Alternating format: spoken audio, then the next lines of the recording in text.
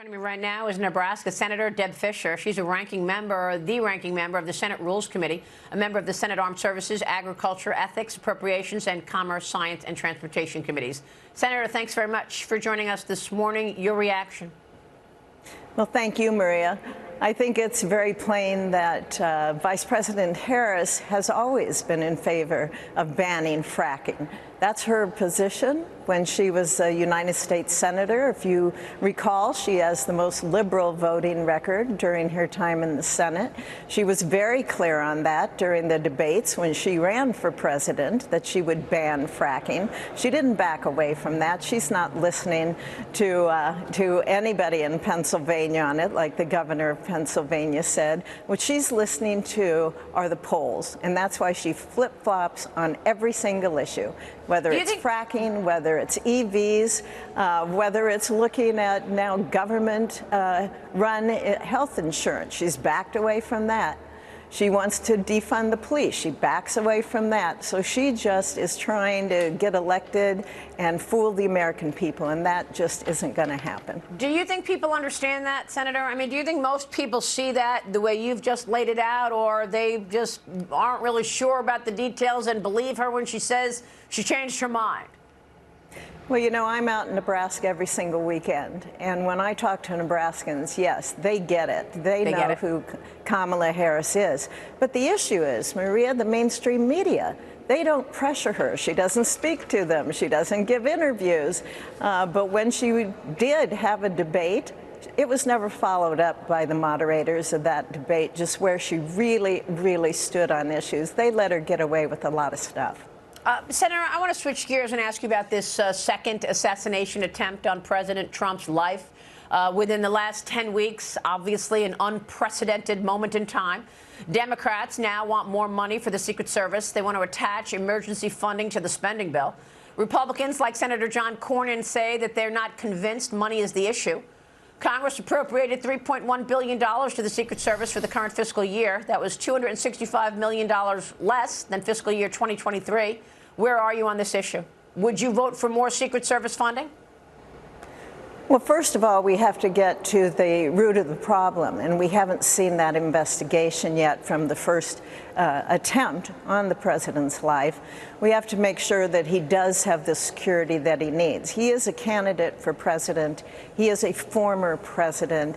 And it really bears investigating how these attempts in 64 days, 2 attempts, can happen on his life. To be able to protect a person who is trying to run again, trying to be elected as president, is extremely important. And we need to make sure that he has the protection that he needs.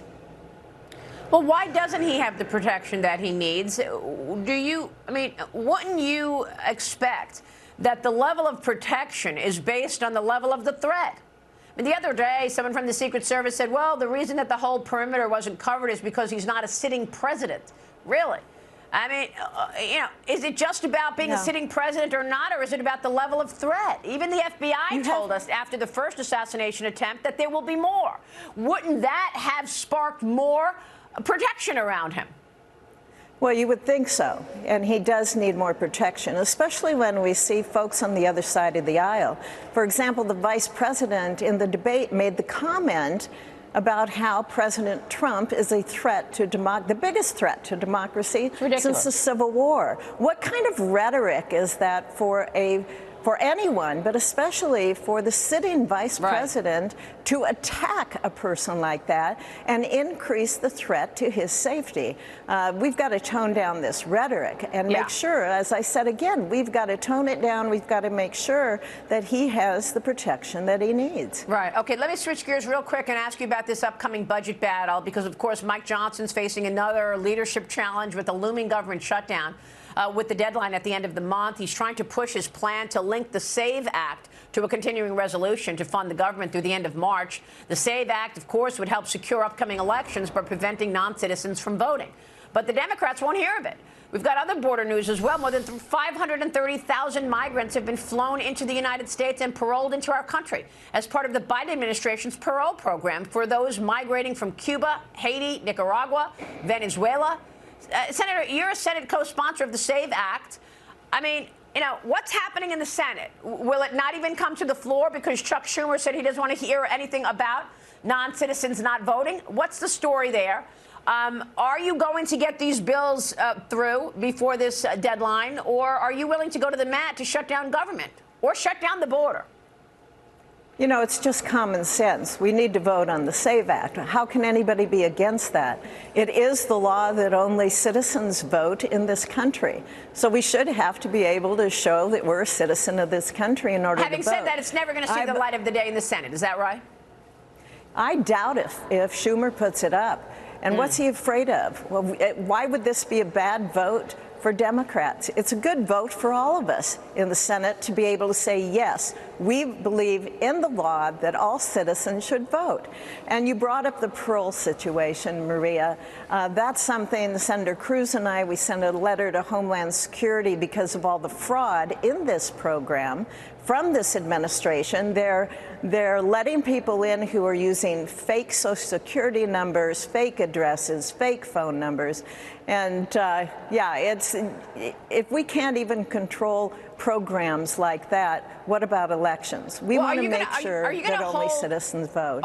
Are you going to hold Alejandro Mayorkas accountable? Not only has he allowed this wide open border, which has led to illegals registered to vote, but he's also overseeing the Secret Service, which has failure after failure around protecting President Trump. Who's going to hold the bag here? Are you going to hold him accountable, and how? Yeah, you know, when you're the minority in the Senate and you can't set up hearings, investigations, that's what the majority party does. And it seems like the Democrats are not going to hold him accountable. We're still going to be very vocal about it. We're still going to be able to do interviews like this to bring attention to this. And hopefully the American people are going to pressure the Democrats in the Senate so that he can be held accountable. All right. We will be watching your work, Senator. Great conversation, and we so appreciate your leadership. Thank you. Senator Deb Fischer in D.C. We'll be right back.